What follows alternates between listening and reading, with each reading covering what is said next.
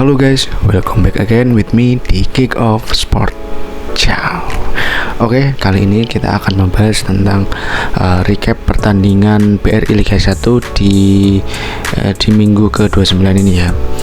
Dimulai di hari Kamis pada tanggal 17 April 2025 ada pertandingan antara Semen Padang melawan PSS Semarang, yang dimana ini adalah pertandingan antara dua tim yang berjuang untuk melewati fase sulit di dasar klasemen dengan masalah klub masing-masing ya, yaitu pertandingan ini di babak pertama 0-0, lalu di babak kedua PSIS unggul terlebih dahulu guys, dengan pencetak golnya adalah Septian David Malona di menit 63, lalu dibalas oleh Julian Syah di menit 66, lalu Semen Padang berbalik unggul di menit 71 melalui Muhammad Ridwan, namun disamakan oleh PSIS Semarang di menit 90 plus 94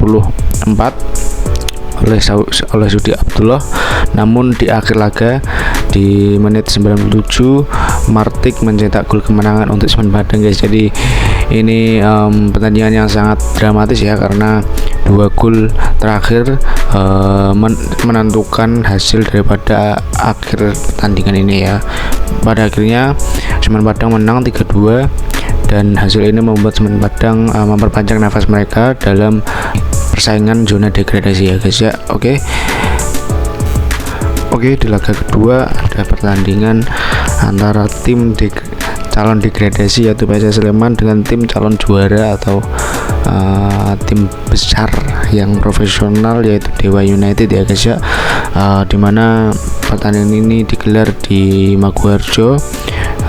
Pertandingan pertama untuk PSS Sleman di rumah mereka sendiri setelah renovasi, namun hasil tidak memihak pada PSS Sleman karena gol sematawayang daripada Alexis Masidoro di menit 27 di babak pertama menjadi gol satu-satunya di laga kali ini ya, dan membuat Dewa United memperkecil jarak dengan Persib Bandung dalam peraihan juara BRI Liga 1 ya guys ya. Oke, kita lanjut.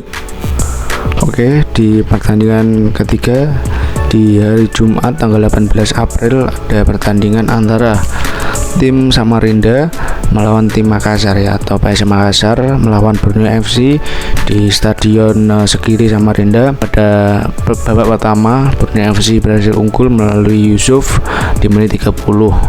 Lalu di babak kedua PSM Makassar mulai keluar menyerang untuk mendapatkan gol, dan pada akhirnya PSM Makassar mendapatkan penalti, dan penalti itu dieksekusi dengan baik oleh Yoran Fernandes ya. Dalam pertandingan ini membuat posisi daripada PSM dan Borneo masih sama di situ saja ya guys ya.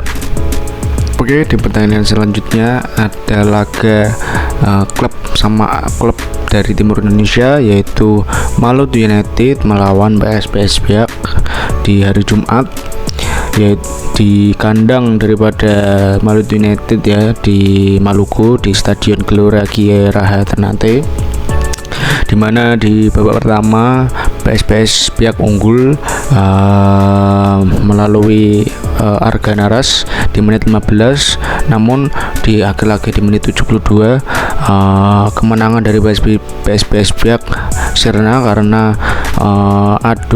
Adurno membobol gawang daripada SPS Biak di menit 72 ya guys ya, dan hasil ini hasil 1-1 sampai akhir laga. Dan ini duel yang sangat seru karena duel antara tim Timur Indonesia dan duel antara klub yang memang punya materi tim yang sangat bagus, dan semoga saya berharap tim-tim di Timur Indonesia bisa semakin berkembang dan benar-benar profesional ya, tidak hanya profesional di bio Instagram saja tapi faktanya profesional ya, misalkan seperti punya stadion sendiri ataupun training ground sendiri ya. Hopefully itu bisa terjadi guys. Oke, kita lanjut di laga Persib Bandung melawan Bali United, di mana laga big match ini ya di Gelora Bandung Lautan Api yang dipenuhi oleh bobotoh. Persib Bandung hampir saja kalah karena di babak pertama Persib Bandung kebobolan lewat gol cantik dari Irfan Jaya di menit 23. Lalu di babak kedua Persib Bandung mulai menggempur habis-habisan pertahanan daripada Bali United yang dijaga oleh Madinda ya. Akhirnya Beckham Putra memecah kebuntuan daripada Persib Bandung di menit 69, lalu disusul oleh gol daripada Gustavo Franca di menit 82 ya.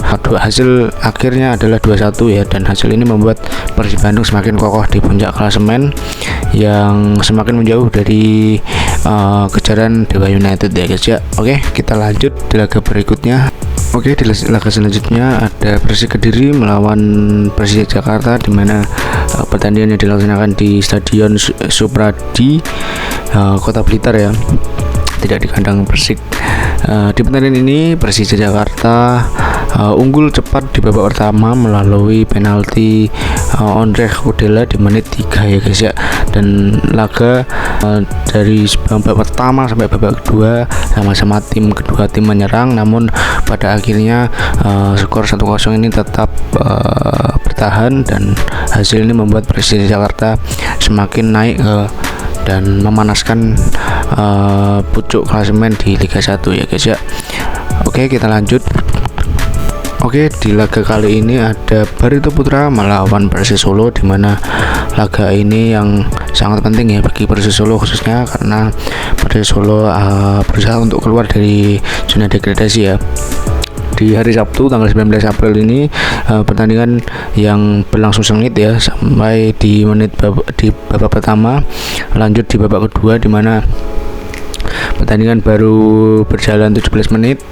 12 menit Persis Solo unggul melalui Eki Taufik di menit 57 ya guys ya, dan skor itu bertahan hingga akhir laga karena Barito Putra tidak berhasil membobol daripada gawang Persis Solo ini ya. Hasil 1-0 ini membuat Persis Solo bisa semakin menjauh daripada zona degradasi ya, dan membuat Barito Putra susah untuk naik ke tengah atau di atas klasemen ya guys ya. Oke, kita lanjut di pertandingan selanjutnya. Ada pertandingan seru ya antara Persita Tangerang melawan Arema FC ya, dimana pertandingan digelar di Indomaret Arena di hari Minggu ini membuat para pendukung Persita deg-degan ya, karena walaupun di babak pertama Persita dapat 1 gol melalui Yavi di menit 8, namun Arema FC membalasnya dengan 2 gol sekaligus ya, dengan pencetak gol Dedik Setiawan di menit 26 dan Dalberto di menit 32. Dan klimaksnya atau momen puncaknya itu di menit 64 ketika Gusyanov mencetak gol, dan gol itu memantik semangat para pemain Persita sehingga mereka bisa mencetak gol kemenangan di menit 71 melalui Okpo ya guys ya. Dan hasil ini membuat Persita menang 3-2 melawan Arema FC ya. Laga epic comeback dan yang sangat seru sekali, saling menyerang, dan ini hasil yang positif untuk Persita merenggang ke posisi atas klasemen ya guys ya. Oke, kita lanjut di laga antara Persebaya atau Madura United dan Madura United, di mana laga yang disebut-sebut sebagai derby Jawa Timur atau derby Suramadu ini diselenggarakan di Gelora Bung Tomo, di mana Persebaya mendapatkan kartu merah di menit 48 di babak pertama. Dan setelah kartu merah itu di babak kedua Madura United menguasai pertandingan overall selama hampir 90 menit ya, karena pemain Persebaya hanya 10 dan keunggulan pemain itu sayangnya tidak bisa dimaksimalkan oleh Madura United. Malahan Persebaya berhasil mencetak gol melalui Flavio Silva di menit 68 ya guys ya, dan gol dari Flavio ini bertahan sampai akhir laga sehingga Persebaya memenangkan laga ini ya. Hasil ini membuat Persebaya semakin naik di posisi ketiga klasemen ya guys ya, dan membuat Madura United turun ke peringkat 15 klasemen sementara guys. Oke, sekarang kita akan membahas posisi klasemen sementara ya di pekan 29 ini, di mana Persib Bandung masih di posisi top klasemen dengan 61 poin. Lalu posisi kedua Dewa United dengan poin 53. Lalu Persebaya Surabaya dengan poin 52. Lalu ada Persija Jakarta dengan poin 47.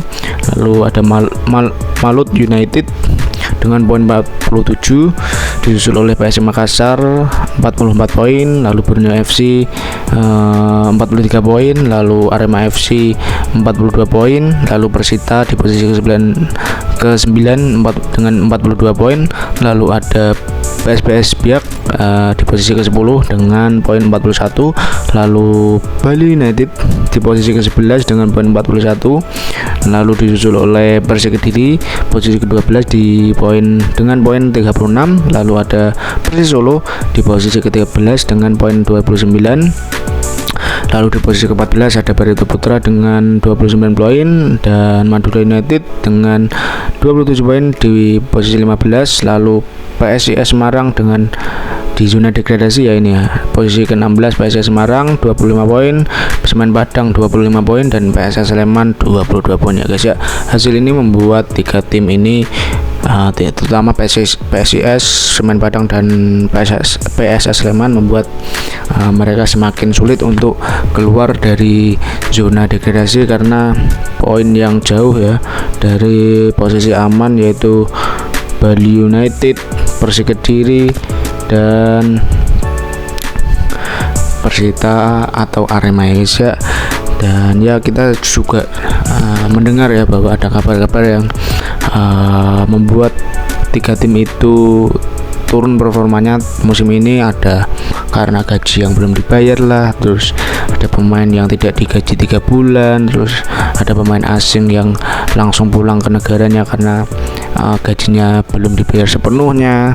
Jadi ada tim yang dihukum FIFA karena tidak membayar pemain. Jadi masalah-masalah ini terus terjadi ya, terutama di Liga Indonesia, yang membuat ya kita akan mundur ke belakang gitu dengan perkembangan sepak bola di ASEAN, terutama negara Kamboja, Malaysia gitu ya.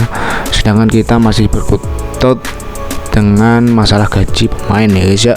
Dan kita harapkan semoga tim-tim di Liga 1 terutama, karena ini adalah liga tertinggi di Indonesia, tentunya ini adalah wajah daripada sepak bola Indonesia, kedepannya semoga bisa lebih ketat lagi untuk verifikasinya, karena menurut saya dari 18 tim ini yang layak bermain di Liga 1 hanya beberapa tim ya, misalkan Persija, lalu Persebaya mungkin walaupun tidak punya lapangan sendiri, lalu Persib Bandung walaupun juga nggak punya lapangan sendiri, lalu mungkin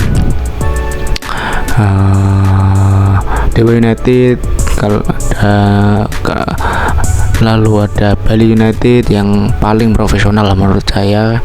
Saya juga salut dengan Bali United ya, karena menjadi visioner, karena memberikan contoh bagi klub lain bahwa klub sepak bola itu bukan hanya klub yang menang dengan rivalnya atau mengangkat trofi Liga 1 ya, tapi ya mereka benar-benar serius dalam segi infrastruktur ya, dan itu dibuktikan dengan mereka membangun 8 lapangan di Pantai Purnama di Bali, Gianyar Bali. Jadi semoga tim lain juga bisa meniru itu, karena setiap klub di daerah yang profesional seperti Bali United saya yakin akan memberikan dampak yang sangat positif, terutama untuk pembinaan usia muda, karena pemain itu butuh sebuah fasilitas infrastruktur yang memadai untuk melatih keterampilan mereka atau skill mereka di bidang sepak bola ini ya. Dan kita harapkan sepak bola Indonesia bisa semakin maju dan bisa semakin berkembang, dan ya semoga kita bisa top top 3 lah di ASEAN ini ya. Jangan kalah sama Kamboja dan Singapura ya, malu saya. Dan saya juga sudah hopeless ya dengan federasi atau klub-klub yang nggak serius dalam mengurus klub itu ya. Jadi ya kita doakan saja yang terbaik untuk Liga 1 Indonesia ya guys ya. Oke, thank you dan nonton dari tadi, dan salam kick off sport. Ciao.